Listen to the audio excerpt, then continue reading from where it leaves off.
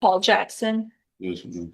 And this is cause number 26 DCCR 0112. Mr. Jackson was previously in court, entered a plea of guilty to aggravated robbery. There was no agreement in this case. I've received the pre-sentence report. Have you both had an opportunity to review that report? We have, Your Honor. State has, Judge. Are there any additions or corrections? Not from the defense. Not from the state, Judge. All right, Mr. Rojas, you may proceed. Thank you, Your Honor. I realize, Judge, we've got a problem with guns in this county, and more specifically in the city. I don't know that anything we do here today is going to solve that problem. Certainly there are things you can do to deter other people watching this and see what happens to young people with guns. But I think there are some people who are not going to learn their lesson until they go to prison and spend a certain amount of time there. There are some people who are going to go to prison and never going to learn that lesson. They'll just spend their life in a revolving door, coming into court, prison, in court, back to prison. And there are those that, for whatever reason, the circumstances they find themselves in their life, they make bad decisions, make mistakes, and are deserving of a second chance. And I think that's the category we find Paul in this morning, Judge. I think if you look at the letters that were written on his behalf, he was raised by his mother and his grandmother. He lost his mother. I think he was 15 when she passed away. His life went into a downward spiral from there. Just lost hope. Didn't see any reason for continuing on. Got involved with some bad people, and made some bad decisions. But I don't think that those decisions or what he's done in his life on that one day are irreversible. I don't think that's something that should cause him to go to prison for a certain amount of time and have a felony conviction on his record and come out possibly worse than he is today. As far as the incident reports, all the incident reports that are negative happened prior to the plea. I think there's an incident report that happened recently that I think he hurt his knee or something else. Yeah. That's nothing bad against him, I don't believe. He's a 17-year-old kid. If he's allowed to be out on probation, he's going to go back and live with his grandmother. He's got a good support system. You can see from the letters. He's got family that'll help him out. I don't know that. I think if you're going to give him probation, I think probably ISF would be a good condition of probation. As I said, he's 17. I don't think he can go to ISF until he's 18. He doesn't turn 18 until July, so I would assume still be in jail until his birthday, and then if that frees up in ISF. So he's not going straight to the street right now if you were to send him to ISF. I've spoken with Paul every time I speak with him. He's kind, respectful.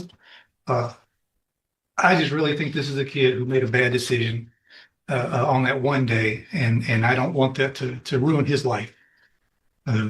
Speaking with him, he is remorseful. He's sorry this happened. He asks about the two kids, the victims of the case, and he wants to issue apologies to them, and hopefully they're not too traumatized by what happened. But again, Judge, he's just asking for a chance, and I really think he deserves a chance. This is a kid that doesn't need to go to prison. If you look at his life before his mom passed away, apparently he was doing good in school. Once mom passed away, he started missing school and had to go to a different education place. And so he just had a traumatic event in his life, and his life took a 180-degree turn from there. But I think it's something that can be reversed, and he's just hoping that you give him a chance to do that. All right, thank you.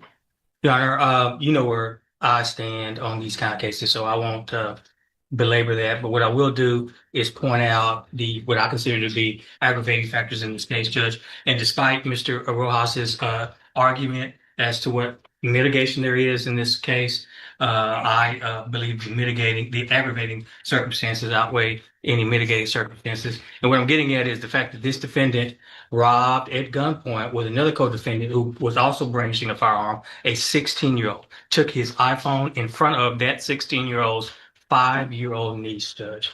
Can you imagine the trauma to that 5-year-old to watch her 16-year-old uncle get robbed at gunpoint, Judge?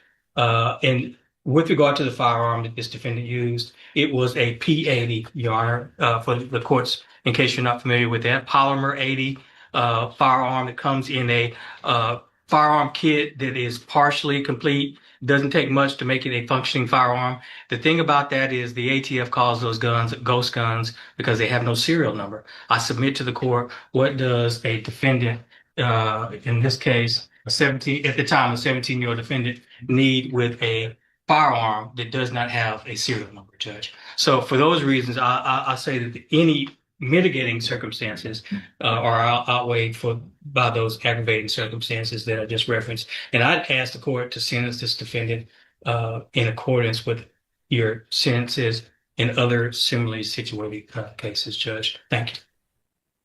Thank you, Mr. Coleman.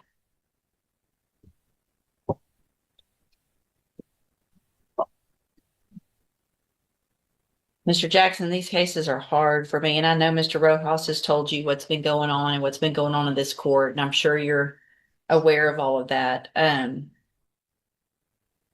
find your case a little bit different than some, but not the guns are the biggest concern for me and for everyone, and the using them in a way like it's no big deal and everybody having them at 15, 16, 14, whatever.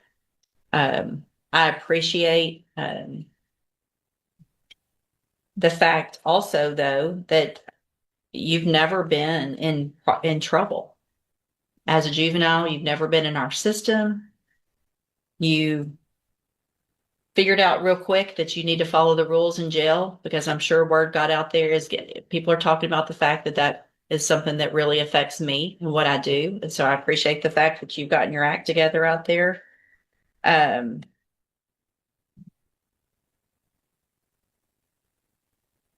I'm talking because I don't know what I'm going to do with you right now, because I don't disagree with either attorney here today. And that puts me in a position where I've got my job is two things. Is one well, more than that, really. One is to protect our community. Another is to punish. Another is to rehabilitate. It's something where I have to potentially take chances that makes me sometimes uncomfortable. It looks like that before your mom passed away, you were doing really well in school, playing basketball, right? And that's a hard thing to go through, especially at your age. But you can't let something like that get you where you are now, right? What would she want you to be doing? Not this, right?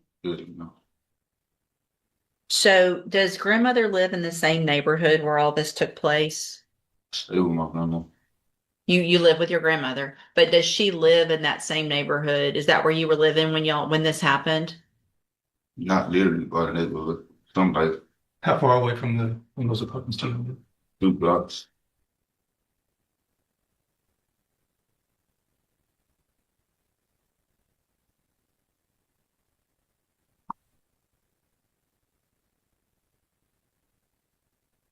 Do you have anything you want to tell me?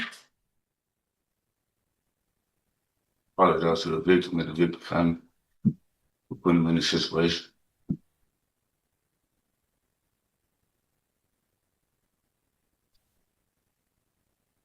All right, here's what I'm going to do, Mr. Jackson, and I hope that you don't make me regret this, because here's what's going to happen. I'm going to give you a probation. There's going to be all kinds of conditions on this probation.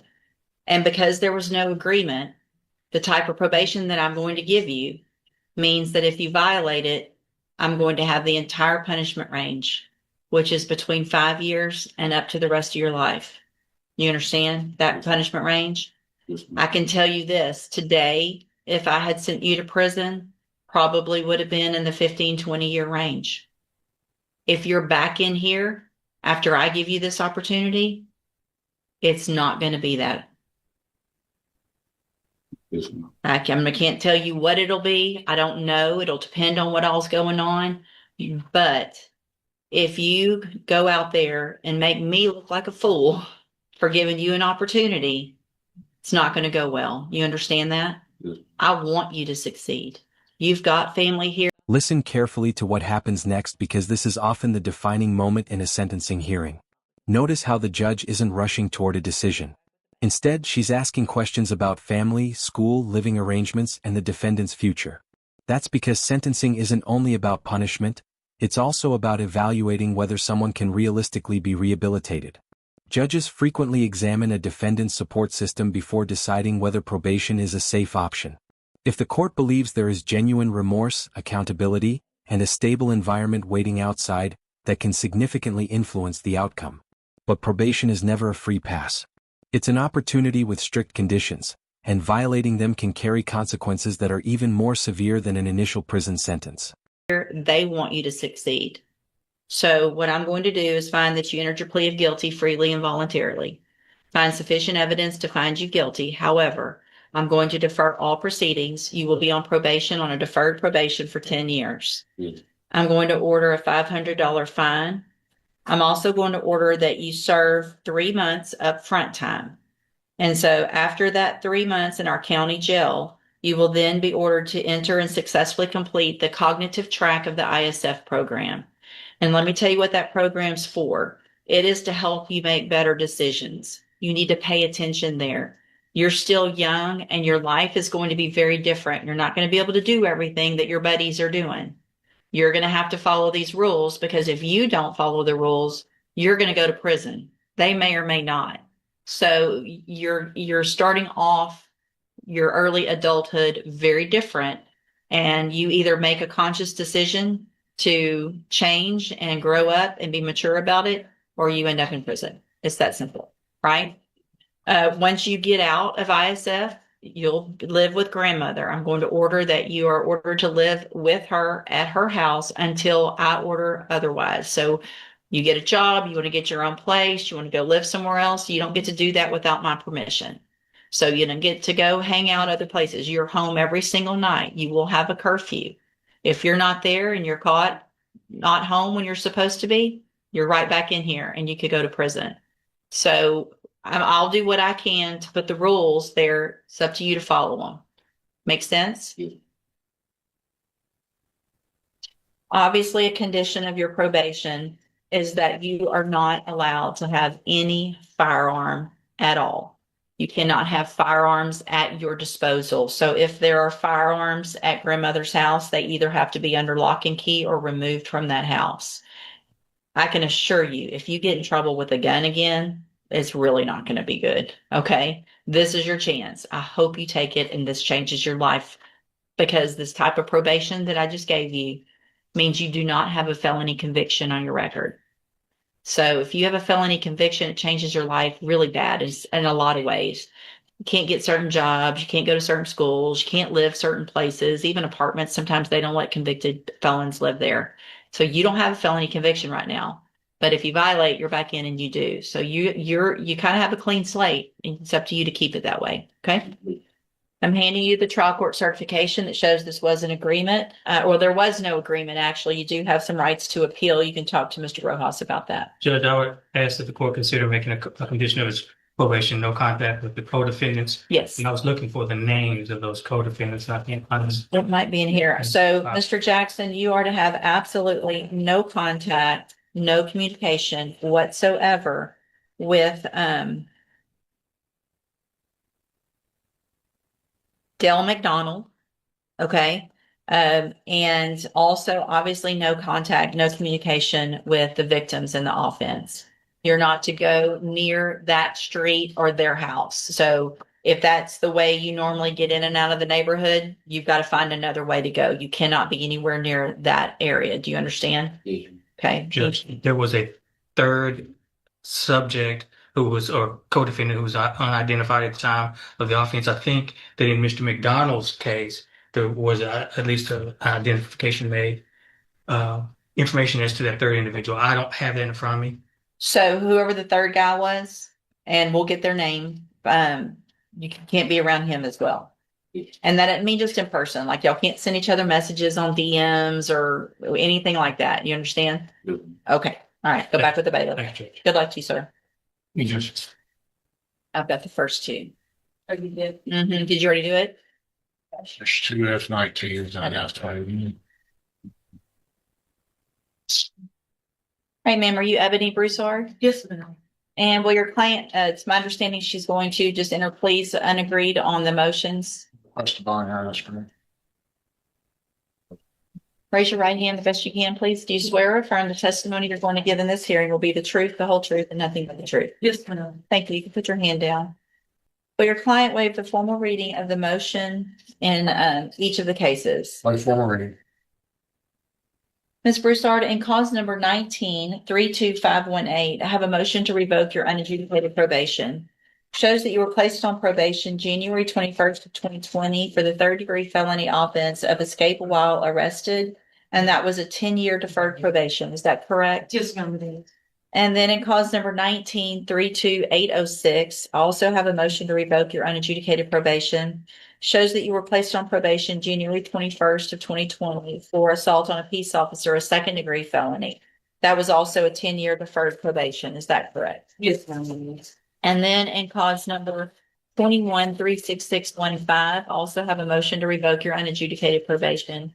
Shows that you were placed on probation July 12th of 2021 for the state jail felony offense of possession of a controlled substance, and that was a 5-year deferred probation. Is that correct? Yes, ma'am. Hold on. Each of these cases allege that you violated your probation. Count 1 in each case alleges that you committed the new offense of public intoxication January 23rd of 2026. And is that true or not true? Yes, ma'am, it is. True. Yes, ma'am. Count 2 in each case alleges that you committed the offense of possession of a controlled substance January 23rd of 2026. And is that true or not true? Yes, ma'am, it is. True. Yes, ma'am.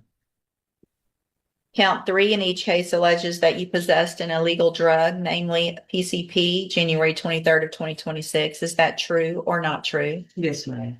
True or not true? Yes, ma'am, true. Thank you.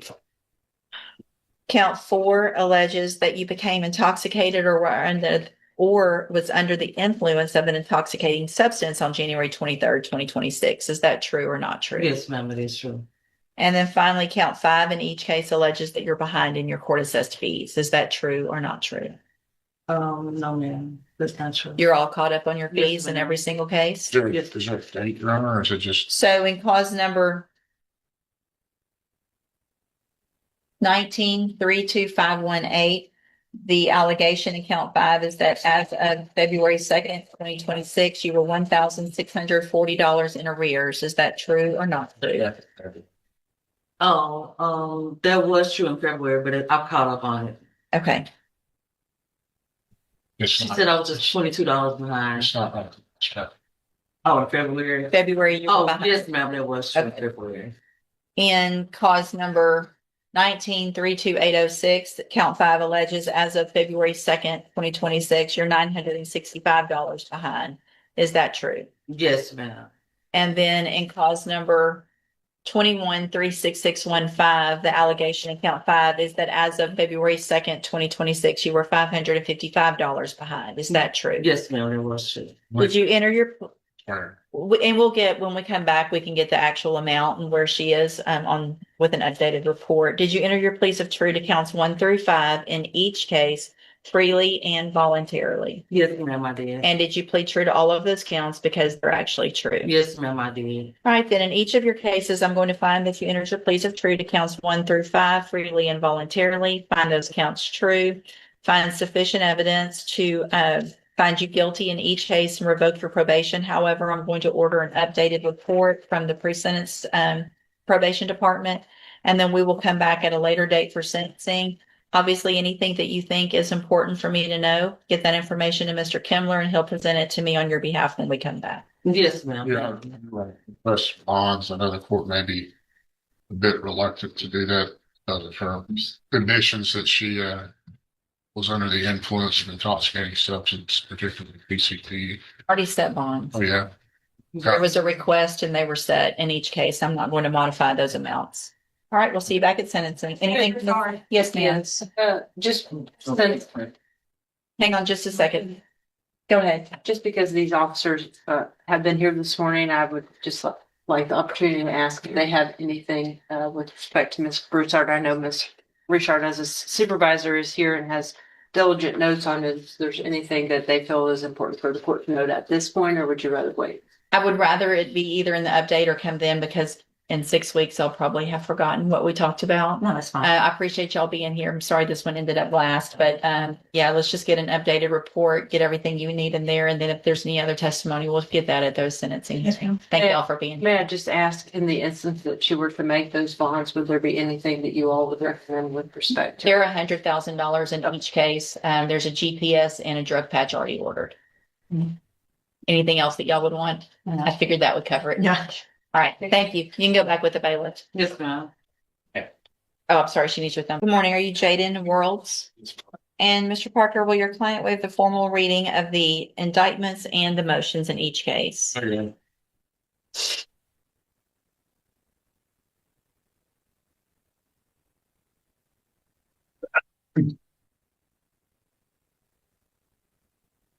Mr. Worlds, in cause number 26, DCCR 0361, you're charged with a second-degree felony offense of aggravated assault with a deadly weapon from January 21st of 2026. And how do you plead to that charge? Are you pleading guilty freely and voluntarily? And are you pleading guilty because you actually did what they charged you with?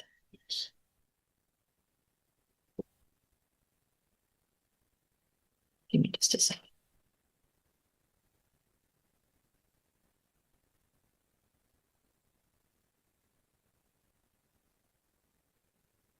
And then in cause number 26, DCCR 0415.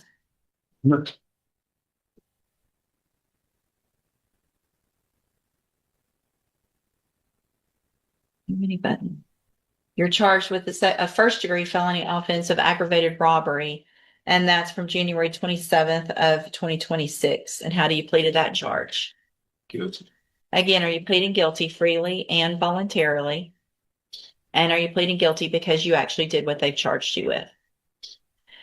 In each of these cases, those two cases, I have here on the tablet some documents that have your signature on them that the state's marked as exhibit number 1.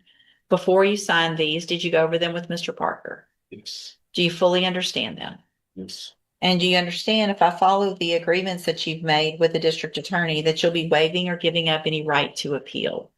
Do you also understand, if you're not a U.S. citizen, that a plea of guilty or no contest may result in your deportation, exclusion from admission to the country, or denial of naturalization under federal law? State tenders number 1 in each of those cases. Judge. It's admitted in each case. Is there any evidence that Mr. Worlds is not competent? No, Your Honor. All right, sir. In cause number 26, DCCR 0361, I'm going to find that you entered your plea of guilty freely and voluntarily. Find that you're mentally competent and understand the nature and the consequences of your plea. Find sufficient evidence to find you guilty, and at this time find you guilty of aggravated assault with a deadly weapon. Sentence you in accordance with your agreement to a term of 20 years in the institutional division of the Texas Department of Correction. You will receive credit on that sentence for any time that you've been in custody that the law gives you the right to receive. There will be an affirmative finding in that case of a deadly weapon. In cause number 26, DCCR 0415, also find that you entered your plea of guilty freely and voluntarily. Find sufficient evidence to find you guilty, and at this time find you guilty of aggravated robbery. Sentence you in accordance with that agreement to a term of 20 years in the institutional division of the Texas Department of Corrections. You will receive credit on that sentence for any time that you've been in custody that the law gives you the right to receive. I'm also making an affirmative finding in that case of a deadly weapon. Now, in cause number 24, DCCR 1721, I have a motion to revoke your unadjudicated probation.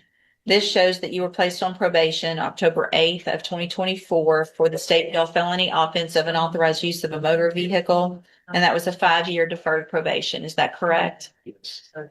And then in cause number 24, DCCR 1420, I also have a motion to revoke your unadjudicated probation. This shows you were placed on probation October 8th of 2024 for evading arrest or detention with a motor vehicle, a 3rd-degree felony. That was also a 5-year deferred probation. Is that also correct? Yes. Each of these cases allege that you have violated your probations. Count 1 in each case alleges that you committed that new offense of aggravated assault with a deadly weapon January 21st of 2026, the one that we just went through. And is that true or not true? Sure. Judge, to save time, plead to count 5 and count 7 in both of those motions. And it'll be abandoned the rest if it's sufficient. They're different. The motions are different. I'm not sure if that matters. But those are the same counts. There's not a, Same allegations. there's not a count 7 in 1721.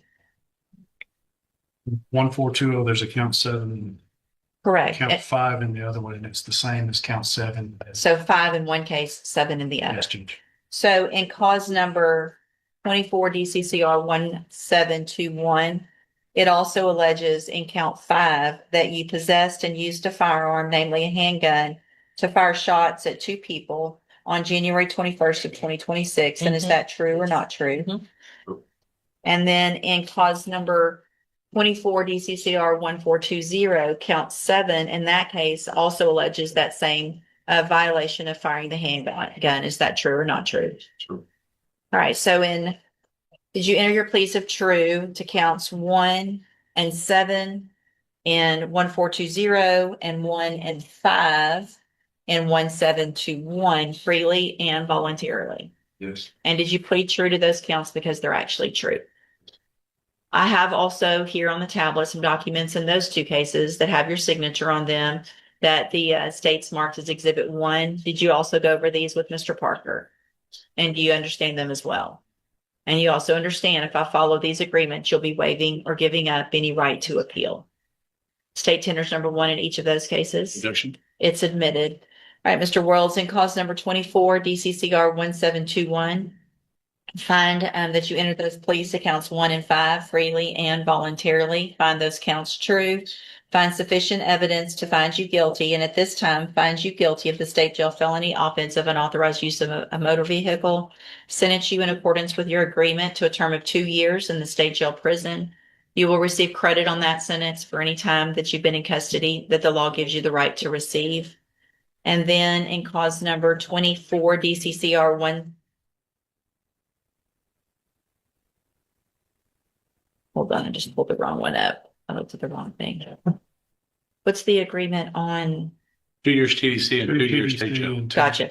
So in cause number 24 DCCR 1420, also find that you entered your pleas of true freely and voluntarily. Find counts 1 and 7 true. Find sufficient evidence at this time to find you guilty, and find you guilty of evading arrest or detention with a motor vehicle. Sentence you in accordance with your agreement to a term of 2 years in the institutional division of the Texas Department of Corrections. You will also receive credit on that sentence for any time that you've been in custody that the law gives you the right to receive. All 4 of these cases will run concurrently, which means together at the same time. In all of these cases, I'm going to hand you the trial court certifications that shows that these were agreements that I followed, and so you have waived your right to appeal. I'm also going to hand you a written admonishment regarding your ineligibility to possess a firearm or ammunition. Because of the judgments entered against you, you're ineligible under Texas law to possess a firearm or ammunition. Possession of a firearm or ammunition could lead to charges against you. If you have questions about the laws that make you ineligible to possess a firearm or ammunition, or about how long that lasts, you can talk with Mr. Plucker. All right, good luck to you, sir. You can go back with the bailiff. Here you go. Hey.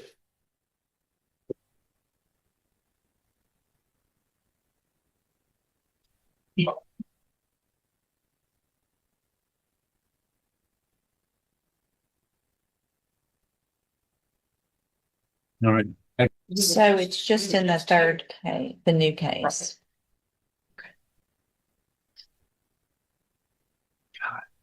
And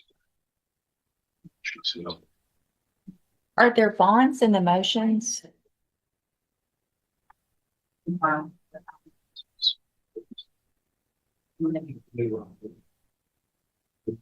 She's on bond the new case, the 22, May 22,000. In custody, she's waiting custody on the TRP. We've said that it falls in the TRP, she's not bonded out. Okay. Get the bond on the TRP, with the difference. What I said on that. I'm sorry. 25, 50, 25, 25. Did I know that there was a robbery at that time? We were, Yes, we were Judge. just here. You had actually indicated to me Oh, that the robbery that the was bond low. was low. Robbery Yes. At 22. $22,000 on a robbery when you're on probation for 3 felony offenses seemed very low to me. And this is one of those things when we're trying to get it worked out where some of the magistrates, not some of them, depending on the case, they're unable to see if someone's on probation. Mhm. And we're trying to get that worked out because I think surely that was what happened on this one, because I know they wouldn't have done that. So, I don't mind resetting the week. yeah, let's do that, Ms. Holmes, so that you have an opportunity to look at the motion, as far as that,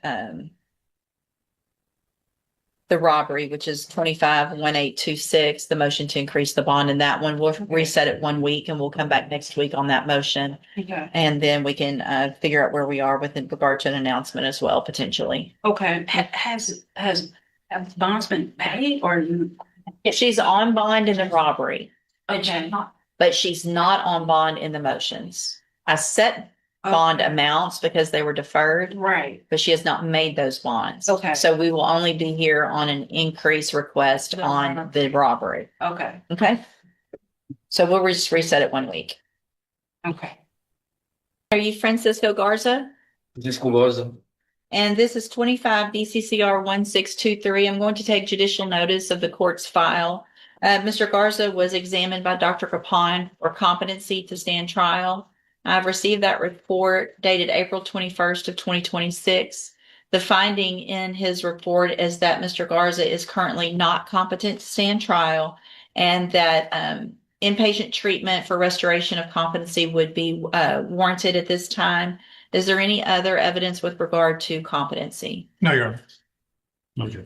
All right, then at this time, I am going to find, based on that report, that Mr. Garza is not competent to stand trial. Order inpatient competency restoration treatment for a period of not to exceed 120 days from the date he gets to the appropriate facility, and then we will await a report from them at that time.